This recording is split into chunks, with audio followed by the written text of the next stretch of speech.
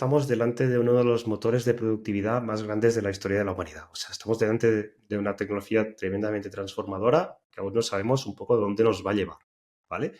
Pero antes de sacar más titulares, déjame hablar un poco de dónde venimos, ¿vale? Porque de repente todo el mundo está hablando de la inteligencia artificial. La inteligencia artificial existe prácticamente desde que existe la informática. Nos podemos remontar 50 años atrás y es una tecnología que ha estado décadas en evolución, pero ha pasado algo distinto, ¿no? Porque ahora no estamos hablando de inteligencia artificial como tal, estamos hablando de inteligencia artificial generativa, ¿vale? Y esto es lo que explota un poco con ChatGPT, ¿no? Am, Varios conceptos nuevos. La inteligencia artificial generativa genera cosas. Cuando usamos ChatGPT, genera texto. Cuando usamos Midjourney, genera imágenes. Podemos generar vídeos, podemos generar canciones, podemos generar audio.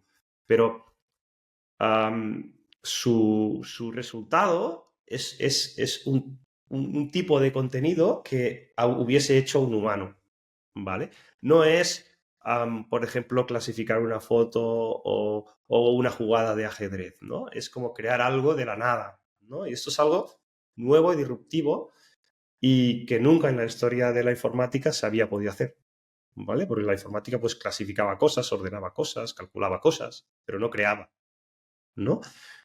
Y, y eso viene por una serie de evoluciones tecnológicas que ha habido. Hay una cosa que se llaman Transformers que ha potenciado todo esto. Está todo el tema de los chips. Bueno, pues explicar un poco de dónde venimos. Pero la inteligencia artificial como tal es un campo que tiene 50 años, ¿vale? Y luego hace otro concepto interesante. La inteligencia artificial, digamos, hasta hace unos años, se creaba y se especializaba en tareas, ¿vale? Tenemos una inteligencia artificial que ganó el mejor jugador de ajedrez del mundo. Y luego no se quedan con el ajedrez, empezaron con el Go, que es un juego chino mucho más complicado, incluso en videojuegos más complejos, ¿no? Hicieron inteligencias artificiales que traducían textos como Google Translate, que recomendaban productos relacionados como cuando usamos Amazon, que detectaban fraude en tarjeta de crédito como PayPal, pero todo eran como algoritmos especializados en una cosa única y concreta, ¿no? En cambio, hoy en día, cuando nosotros estamos hablando con un modelo de lenguaje como puede ser ChatGPT, la sensación que tenemos es que es experto en todo, ¿no? Y esto es una novedad, porque las inteligencias artificiales eran entes específicas en hacer una cosa concreta, en detectar un cáncer de pulmón en una radiografía, pero solo sabían hacer esto. De repente, hay un nuevo tipo de sistema que sabe de todo, ¿no? Y eso nos lleva al concepto de inteligencia artificial general, la G de general, que es un poco lo que se habla en inglés de la AGI, de la AGI, ¿no? O de la superinteligencia, que es un poco el camino que estamos tomando ahora, ¿no? Ahora hay un montón de empresas con muchísimo capital, que luego podemos hablar de esto también, que están invirtiendo mucho dinero en conseguir esa idea de la superinteligencia, es decir, de que tengamos una entidad digital tan inteligente como un ser humano en todo lo que implica ser inteligente para un ser humano, que para ser, no nos ponemos muy de acuerdo, pero un ser humano tiene inteligencia artificial, tiene inteligencia emocional, puede ver, tiene vista, puede reconocer sonidos, puede razonar, puede hacer una serie de cosas que las máquinas hasta ahora no podían, ¿no? Ujú. Y aún no sabemos si llegaremos a ese concepto de la AGI, la superinteligencia, pero los avances están siendo monumentales, ¿no? Entonces, bueno, hemos pasado como de tecnologías específicas, expertas en temas concretos, a tecnologías que son expertas en todo, ¿no? Y que además son capaces de generar cosas de la nada. Entonces, es un animal completamente distinto al que teníamos con los algoritmos anteriores de Machine Learning o lo que había antes de la inteligencia artificial generativa.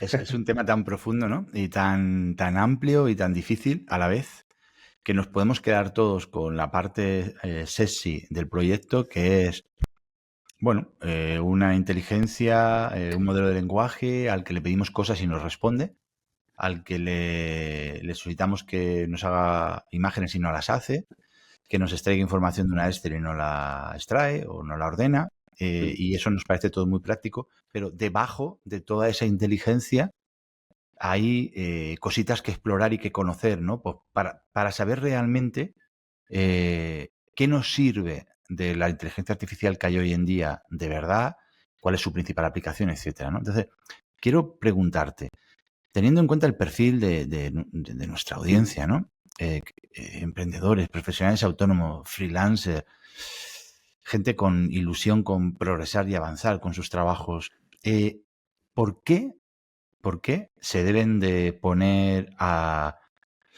bueno, pues a estudiar, a investigar y a tomar contacto real con la inteligencia artificial? La inteligencia artificial es un motor de productividad personal enorme. Este es un poco el titular, ¿vale? A ver, yo os pongo un ejemplo. Cuando salió el Excel, ¿vale? Y hablo muchos años atrás, ¿eh? Pero la gente usaba calculadoras y hojas de papel.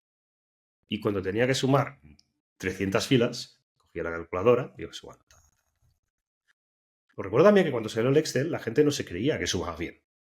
Y cogía la calculadora y sumaba bien. También, sí, sí, lo ha hecho bien, ¿no? Y se sorprendía, ¿no? Y esa tecnología, pues toda la gente que trabajaba en finanzas, pues le cambió radicalmente su forma de trabajar y el tiempo que necesitaba en elaborar planes financieros o lo que sea, ¿no? Entonces, y ahora estamos en un momento parecido. Lo que pasa que las hojas de cálculo impactaban solo a un tipo de profesional muy concreto, que es el que usaba ese tipo de números, y resulta que la inteligencia artificial generativa impacta a todos los profesionales, ¿vale? Porque al final es una herramienta que todo tipo de persona que trabaje en un ordenador, vamos a poner ese límite, y aún así está un poco gris, puede encontrar formas de hacer su trabajo más rápido o mejor usando inteligencia artificial. Estoy convencido, ¿no? Entonces, no solo es un motor de productividad, de voy a conseguir hacer lo mismo pero con menos tiempo, sino de que voy a poder hacer cosas que al igual ni me planteaba hacer, ¿no? Entonces, yo creo que es indispensable que comprendamos cómo funcionan esas herramientas, porque al final nos harán más productivos en gran parte de lo que hacemos y si no lo hacemos, seguiremos con la calculadora. Entonces, el que use el Excel será más productivo que yo y será un mejor profesional porque podrá hacer más cosas en menos tiempo, ¿no? Lo hará más barato, lo que sea, ¿no? Entonces, yo creo que es una tecnología muy, muy transformadora. Acordaros de ese ejemplo del Excel. Y además, a diferencia del Excel, creo que impacta prácticamente a cualquier tipo de profesional. Entonces, pero hay que aprender, hay que estar cómodos, no es tan difícil, también os diré esto, no es como aprender el AutoCAD, ¿no? Pero, una vez lo utilizas, la verdad es que vas encontrando tus casos de uso y todo eso que hacías antes de una forma empiezas a hacerlo junto a la IA y la realidad es que vas más rápido. O sea, vas más rápido o haces más cosas o lo haces mejor. No hay ninguna duda. Quiero entenderte como experto en esto, ¿no? Corrígeme, pero si tuviéramos que encontrar solamente solo un atributo de la IA que claramente impactara hoy, en el presente, en cualquiera de nosotros como profesionales, quiero entender que es la productividad. Correcto. Vale, y ahora, parece muy fácil, ¿no? Nos encontramos ante un sistema, ¿no? Revolucionario también, un poco como cuando apareció Steve Jobs con su nueva manera de pensar alrededor de la tecnología, en el que, bueno, tocamos con las pantallas, con los dedos, aquí un chat, le pedimos cosas y nos responde informes enormes, nos da lo que le pedimos. Vale, pero nos podemos creer, o sea, podemos dar por bueno que ese cerebro, ¿no? Que se acaba convirtiendo la IA, que ese conocimiento que no tenemos y se lo preguntamos a ese cerebro que tenemos externo, ¿no? No lo podemos creer. No lo podemos creer todo. Es una buena pregunta y pues tienes que saber que cuando levantas el capó de la IA, lo que hay es estadística a lo bestia. ¿Vale? Al final, pero algo muy bestia. Los modelos de lenguaje como ChatGPT han aprendido a hablar viendo cantidades ingentes de texto y entendiendo que un texto que habla del esquí habitualmente habla de la nieve y que habla también de los telesillas y que si es en español, pues solo salen palabras en español. O sea, lo que hace los modelos como ChatGPT son calculadoras de palabras. Y ellos realmente no se puede decir que piensan, ahora hay un poco de discusión sobre esto, ¿no? Pero cuando les hacemos una pregunta, ¿cuál es la capital de España? Ellos han visto en mogollón de textos que después de esta pregunta la palabra más probable que aparezca es Madrid, ¿no? Entonces responden Madrid, ¿vale? Porque han calculado que la probabilidad más alta de la siguiente palabra que aparece a continuación de esa pregunta es Madrid, ¿no? Claro, la estadística es un poco caprichosa y a veces devuelve cosas que en efecto no son verdad. Y si miramos las primeras versiones de ChatGPT, os digo que más o menos un 20% de las respuestas que daba estaban inventadas. Y nosotros nos parecían reales, porque están muy bien escritas. O sea, realmente que digan una cosa que no es verdad, pero te lo dicen de una forma tan bien escrita y tan convincente que parece verdad, ¿no? Porque la habilidad de escribir, desde luego, la tiene. Y a ese fenómeno se le llama alucinación guión capricho estadístico, ¿vale? Sin embargo, desde esa primera versión de ChatGPT han pasado ya 2 años y pico, o creo que casi 3 ya, y los fabricantes han ido mejorando esto muchísimo. Lo mismo pasaba en imágenes, ¿eh? Tú pones una imagen de una mano, te salían 6 dedos, ¿no? Pues eso es una alucinación, ¿no? Las manos no tienen 6 dedos.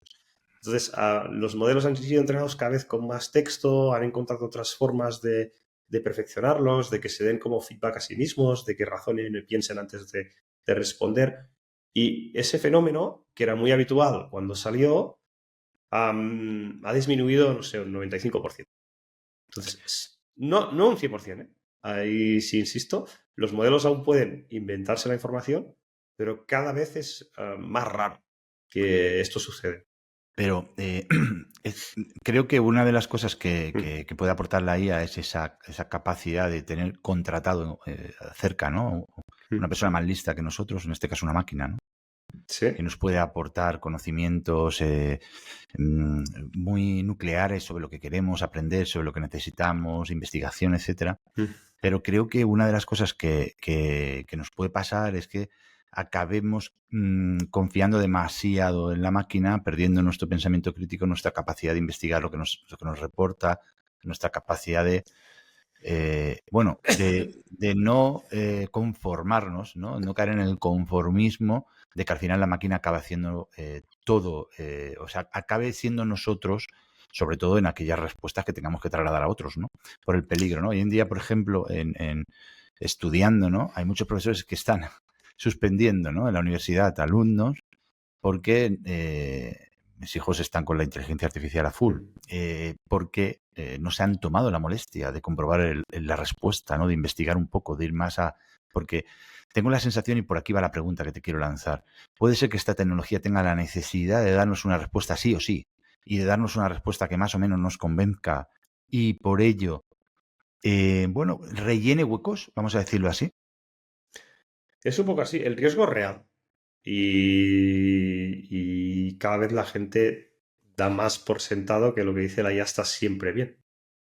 También lo hacíamos un poco con la web, ¿no? Encontrábamos una web que decía que, oye, si te pasaba esto, tenías tal enfermedad y cuidado, estas cosas no son tan fáciles, ¿no?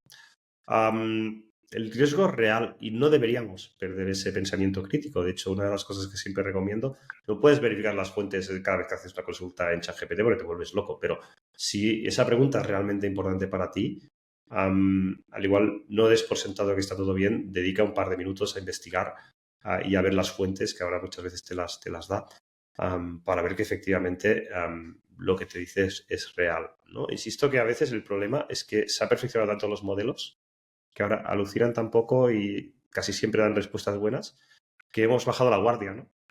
Y antes, cuando esto fallaba como la escopeta de feria, todos estábamos muy en guardia y ahora, como casi siempre funciona bien, bajamos la guardia y no deberíamos, no deberíamos perder ese pensamiento crítico y estamos viendo reiterado, ya es un meme, ¿no? De gente que, el otro día había un político en Latinoamérica que hizo un discurso y al final del discurso empezó a leer espero que te haya gustado mis propuestas de no sé qué. Y Cogió yo, la...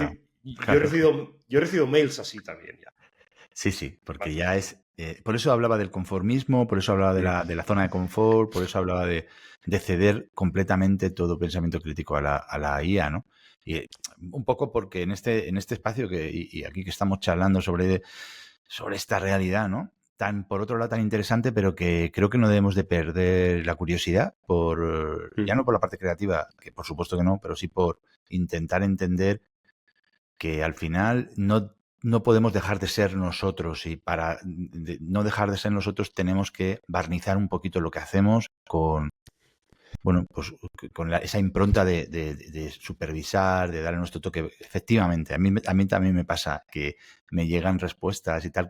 Eso es otro tema que hablaremos más adelante, ¿no? El peligro de la automatización, ¿no? Que claro, al final cedes todo el protagonismo a algo que no es humano.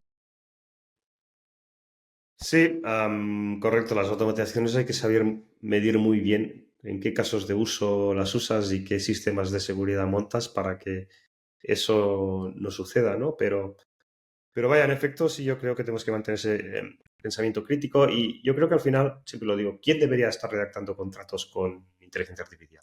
¿Quién debería estar programando con inteligencia artificial? Y en realidad quien debería estar haciendo contratos con inteligencia artificial no soy yo, que no tengo casi ni idea de derecho. Tiene que ser un abogado que sí tiene pensamiento crítico y puede opinar sobre lo que le devuelve la máquina. Porque a mí me dan un texto legal y, bueno, más o menos algo sé, pero me parecerá que está muy bien escrito y que no se deja nada. En cambio, el abogado es el que tiene pensamiento crítico. El programador es el que sabe ver si el código está bien hecho. El responsable de marketing es el que sabe ver si esto es una buena idea de campaña o no, ¿no? Entonces, yo en realidad creo que la inteligencia artificial no debería como suplir a otros profesionales con los que trabajamos, sino que debería ayudarnos en hacer lo que nosotros hacemos y lo que podemos valorar realmente si está bien hecho o no, ¿no? Entonces se trata un poco de aumentar nuestra propia productividad y no la de intentar pues hacer el trabajo que de momento está haciendo otro tipo de profesional. Yo cuidado con eso porque pierdes el pensamiento crítico. Y me viene al pelo, ¿no? Como lo has traído, ¿no?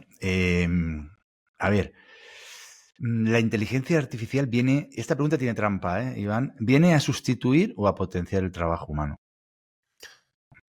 Bueno, esto es un dilema del que se está filosofando mucho, del que están hablando economistas, del que, bueno, de si el neto en el mercado laboral va a ser positivo o negativo. Está viendo experiencias de todo. Está viendo empresas que están automatizando con éxito partes de sus procesos y realmente han bajado equipo. Y la realidad es que aunque potencie nuestro trabajo, un programador puede programar con inteligencia artificial o sin inteligencia artificial. Si lo hace con inteligencia artificial es más productivo, mucho más. ¿Vale? Y aunque sigue haciendo falta un programador para hacer software, al igual para hacer este proyecto que hacían falta 10 programadores, ahora se puede hacer en 4, porque son más productivos, ¿no? Entonces yo creo que la realidad, las personas siguen siendo necesarios, tienen que ser los orquestadores de la IA, pero el neto en el mercado laboral yo no tengo muy claro que vaya a ser positivo. Y de hecho ahí hay opiniones de todo. También hay quien dice, oye, no sé, cuando salió el coche pasó lo mismo. Todos los que trabajan con caballos pues perdieron su trabajo, pero el neto en la economía, la realidad es que todas las innovaciones tecnológicas que ha habido en la historia de la humanidad han sucedido, la revolución industrial todas, y aunque a corto plazo quizás ha habido un impacto negativo, hoy en día el número de empleos total en el mundo es más alto que hace 5 años, y esto es una tendencia global, ¿no? Entonces parece que las disrupciones tecnológicas, todas las que ha habido, aunque pueden haber tenido un impacto a corto plazo, a largo plazo no han terminado creando más empleo. Los expertos economistas, la mayoría se inclinan en pensar de esta forma y hay gente un poco más agorera que dice que va a haber un impacto negativo en el empleo mundial. No lo sé. A corto plazo me huelo algo más negativo que positivo.